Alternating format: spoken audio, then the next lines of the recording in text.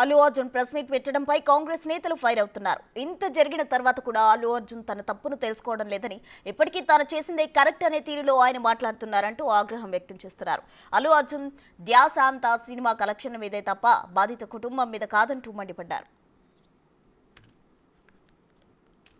గారు నిన్న మీరు హడావుడిగా మా ముఖ్యమంత్రి వర్యులు అసెంబ్లీ వేదికగా సంధ్యా థియేటర్లో జరిగినటువంటి వ్యవహారంపై మాట్లాడిన తర్వాత సినిమా ఇండస్ట్రీ తరపున మీరు ప్రెస్ మీట్ పెడుతుర్రు.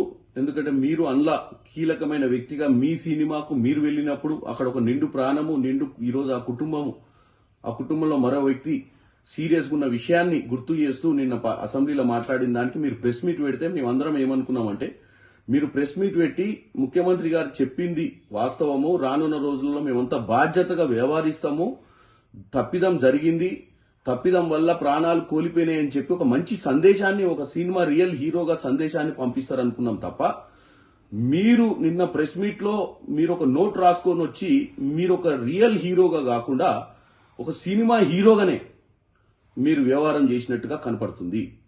ఈరోజు కాంగ్రెస్ పార్టీ మీరు 3 ఏళ్లు కష్టపడి సినిమా తీసిరు, నష్టాలు జరగకూడదనే మీ షోకి ఎక్స్ట్రా మీరు అమౌంట్ పెట్టినా గానీ ఒప్పుకోవడం జరిగింది. కాంగ్రెస్ పార్టీ అన్ని వర్గాల ప్రజలను, అన్ని రకాల వ్యాపారవేత్తలను ఆదుకునే ప్రక్రియలనే ఈరోజు మీ సినిమాకు మీరు రేట్లు పెంచినా గానీ ముఖ్యమంత్రి గారు, సినిమాటోగ్రఫీ మంత్రి గారు ఒప్పుకున్నారు. కానీ ముఖ్యమంత్రి గారు ఏం చెప్పారు, రానున్న రోజులలో ఇట్లాంటి ప్రీమియర్ షోస్ వేసినప్పుడు బాధ్యతగా ఉండాలి, ఇలాంటివి జరగకుండా చూసుకోవాల్సిన అవసరం ఉంది, లేదా నేనున్నన్ని రోజులు ఇలాంటి వాటికి పర్మిషన్ ఇవ్వనని కూడా చెప్పిండు. అది ఆయన పర్సనల్ ఉద్దేశం కాదు, ప్రజలను ఉద్దేశించుకొని మాట్లాడుతుండు.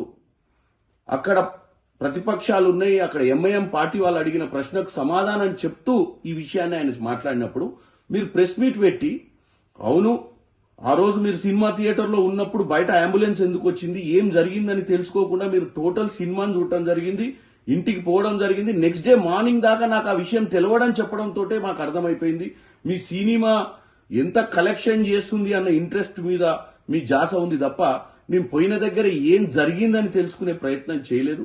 మీరు ఇంకా నేను తెలిసిన తర్వాత పోలీస్ స్టేషన్కి పోదాము, లేకపోతే హాస్పిటల్కి పోదామంటే లీగల్ మ్యాటర్స్ అడ్డొచ్చినాయని చెప్తున్నారు. ఒక రియల్ హీరోగా మీరు మాట్లాడినట్టు లేదు. ఒక స్క్రిప్ట్ను తీసుకొని ఆ స్క్రిప్ట్ను చదివినట్టుగా ఉంది. మీరు ఏం సందేశం పంపిద్దాం అనుకుంటున్నారో ప్రజలకు మీకే క్లారిటీ లేకుండా నిన్న మీరు ప్రెస్ మీట్ పెట్టిరు. డెఫినెట్ గా ఇది వేరే హీరోలు గాని, వేరే పొలిటీషియన్స్ గాని, వేరే ఎవరైనా ఈ రాష్ట్రంలో ఇది ఒక ఎగ్జాంపుల్. మనం ఎక్కడికన్నా పోయినప్పుడు ఒక బాధ్యతగా ఉండాలి, మన వల్ల ప్రజలకు నష్టం జరగొద్దు అన్న ఒక సందేశాన్ని ముఖ్యమంత్రి గారు పంపించినప్పుడు మీరు నన్ను హ్యూమిలియేట్ చేసిండు, నన్ను హ్యూమిలియేట్ చేయడం జరుగుతుంది, నన్ను ఎందుకు టార్గెట్ చేస్తురో నాకు తెలియదు అని మీరు ప్రెస్ మీట్ పెట్టడం మాత్రం చాలా విడ్డూరంగా ఉంది. మీరే కాదు ఎవరైనా మీరు హీరోలు, మిమ్మల్ని రియల్ హీరోలుగా చూస్తారు ప్రజలు.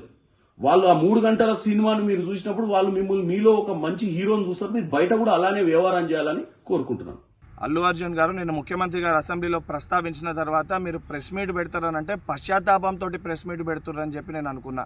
ఎందుకంటే సంధ్యా థియేటర్ సంఘటన జరిగిన తర్వాత, ఆ సంఘటన మీ దృష్టికి వచ్చిన తర్వాత కూడా మీరు ఈ రకంగా మూవీ ఎప్పటివరకు చూసిర్రు, ఎప్పటివరకే క్లాప్స్ కొట్టిర్రు, వెళ్ళేటప్పుడు మీరు అభివాదం తెలుపుకుంటూ వెళ్ళినరా లేదా మీరు ర్యాలీగా వెళ్ళినరా, చాలా క్లియర్గా ఫుటేజెస్ కనబడుతున్నాయి.